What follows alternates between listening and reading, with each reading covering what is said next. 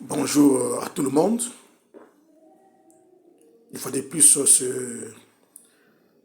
le professeur Guy Bakouri Kiboulou Grand Moutou Mouneni. Je viens faire rapidement une vidéo de quelques minutes pour épingler l'importance de signes de temps, des événements mondiaux, des crises mondiales. Lorsque l'ange va rencontrer l'apôtre Jean, dans Apocalypse 5, la parole déclare que quand il a pris les livres pour la vallée, c'était doux à la bouche, mais amer dans les entrailles. Même Ézéchiel dit la même chose. Le livre était doux à la bouche, amer dans les entrailles. C'est-à-dire, ça veut dire quoi? C'est si facile de parler des signes de temps, des crises mondiales, des événements mondiaux. Parce que Jésus a dit, si vous voyez ces choses arriver, sachez que votre délivrance est proche. Donc, les signes de temps symbolisent l'approche de la délivrance de l'humanité. Dans la bouche, c'est bien à dire, mais vivre cela, c'est très très difficile. Depuis l'après-guerre mondiale, jusqu'à aujourd'hui, il n'y a que des événements macabres, funestes. C'est difficile à vivre cela. Vous voyez? Mais c'est facile à enseigner, facile à parler, que ces choses nous arrivent, c'est pour nous emmener à la paix perpétuelle. C'est ce que la parole veut dire par le livre prophétique. Doux à la bouche, mais amer dans les entrailles. Donc c'est amer à vivre. Comme actuellement, cette guerre en Ukraine, c'est parmi les signes des temps. Vous voyez? Mais c'est difficile à avaler, c'est douloureux, cette crise, c'est douloureuse. Vous voyez? Mais le monde doit passer par là pour aller vers sa restauration.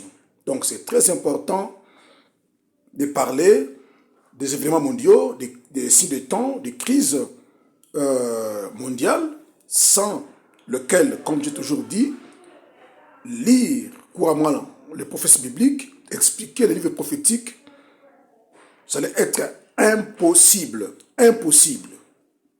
Donc, sans le livre, sans le signe de temps, comment les livres prophétiques allaient être conçus? Je prends rapidement Ésaïe 29, versets 11 et 12. La parole déclare ceci. Toute la révélation est pour vous comme les mots des livres cachetés que l'on donne à un homme qui sait lire en disant « Lis donc cela » et qui répond « Je l'ai pris » car il est cacheté. 12. Comme un livre que l'on donne à un homme qui ne sait pas lire en disant « Lis donc cela » et qui répond « Je ne sais pas lire ».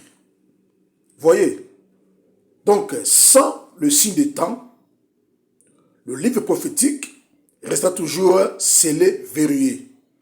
Même si tu es érudit de la prophétie biblique, sans le signe des temps, tu ne seras pas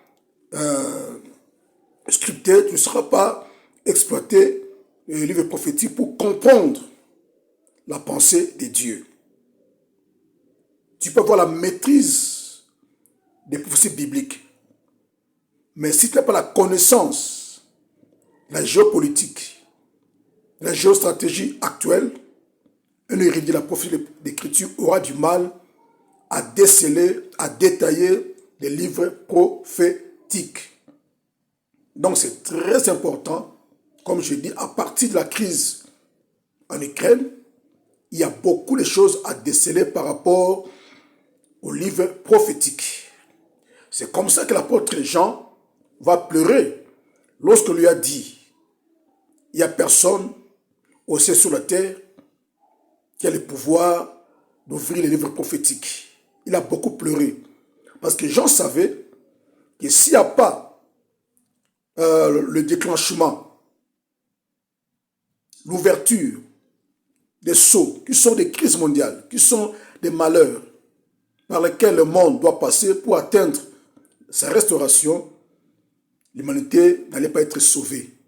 On lui a dit à quelqu'un qui a vaincu, c'est Jésus-Christ qui a le pouvoir d'ouvrir les livres et de rompre les sceaux. Vous voyez? Donc c'est Dieu lui-même qui est l'auteur de l'histoire de l'humanité. Vous voyez? Donc c'est Dieu qui est en train d'ouvrir les sceaux des crises mondiales par lesquelles nous traversons pour arriver à ce que j'appelle la Pax Israélite autrement. Donc c'est très important, mes frères, mes sœurs, tout le monde. Donc sans les crises mondiales, on n'arriverait pas. Même si tu as la maîtrise du livre prophétique, tu ne pourras pas comprendre la pensée de Dieu. Comme on dit, comme un livre que l'on donne à un homme qui ne sait pas lire, en disant, lis donc cela, et qui répond, je ne sais pas lire. Même celui qui sait lire, si on donne aujourd'hui les livres prophétiques, qui n'a pas la maîtrise des relations internationales, tu ne pourras pas comprendre le sens du livre prophétique. Pourquoi? Parce que nous passons de l'histoire antique, ancienne, à l'histoire contemporaine. Ça, c'est une erreur que commet beaucoup d'érudits de la prophétie. En expliquant le livre prophétique, beaucoup restent dans l'Antiquité. Beaucoup restent dans l'Orient. Or, la civilisation a évolué de l'Orient à l'Occident. Aujourd'hui, nous avons l'Amérique, nous avons l'Afrique. Donc, il y a 4 continents. Vous ne pouvez pas expliquer les livres prophétiques seulement en vous basant sur l'Orient ou l'Occident. C'est ça, les relations internationales. Vous voyez, donc, l'histoire ancienne passe, les prophéties passent de l'histoire ancienne à l'histoire contemporaine. Or, dans l'histoire contemporaine, on n'a pas que l'Orient et l'Occident, on a 4 continents, l'Amérique, l'Afrique, l'Asie et l'Europe. Donc, il faut que les érudits de la prophétie de l'Écriture expliquent les prophéties bibliques par rapport aux 4 continents qui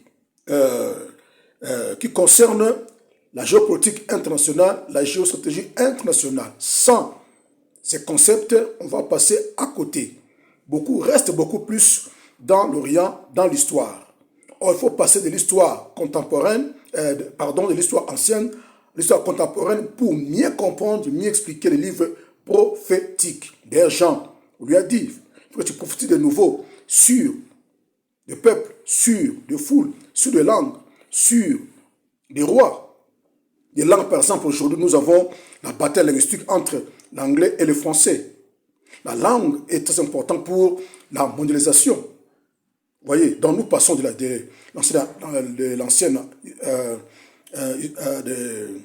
l'histoire ancienne à l'histoire contemporaine. Vous voyez, des nouvelles puissances.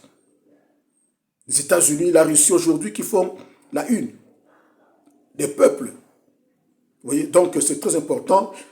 Je voulais un peu parler de cette importance des événements mondiaux, cette importance de traduire les livres prophétiques par rapport aux relations internationales, aux 4 continents. C'est pour préparer les esprits par rapport à cette conférence, la grande conférence qui aura lieu en Afrique du Sud, que je vais animer moi-même, à la salle théâtrale de Johannesburg, en Afrique du Sud, au site universitaire de Brafontaine, avec comme titre les origines bibliques des enjeux politiques du conflit ukrainien et la méfiance réciproque entre les États-Unis et la Russie, entre la Chine et les États-Unis. C'est une prophétie biblique. Donc je vais donner pragmatiquement des preuves tangibles qui parlent de toute cette réalité depuis la Bible.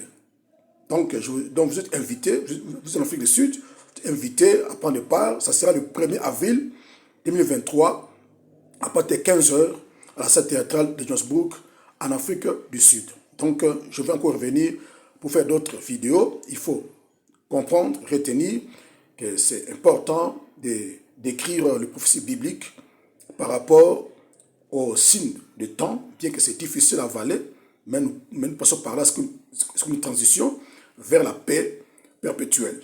Et nous devons décrypter les livres prophétiques par rapport, non à l'ancienne civilisation à l'Orient, mais par rapport aux 4 continents, aujourd'hui l'Afrique, l'Europe, l'Amérique, l'Asie, pour mieux expliquer les prophéties qui s'actualisent à ce temps pour nous amener à une compréhension globale de la pensée de Dieu qui nous prépare à la Pax Israël autrement dont je parle. D'ici là, portez-vous. Bye bye.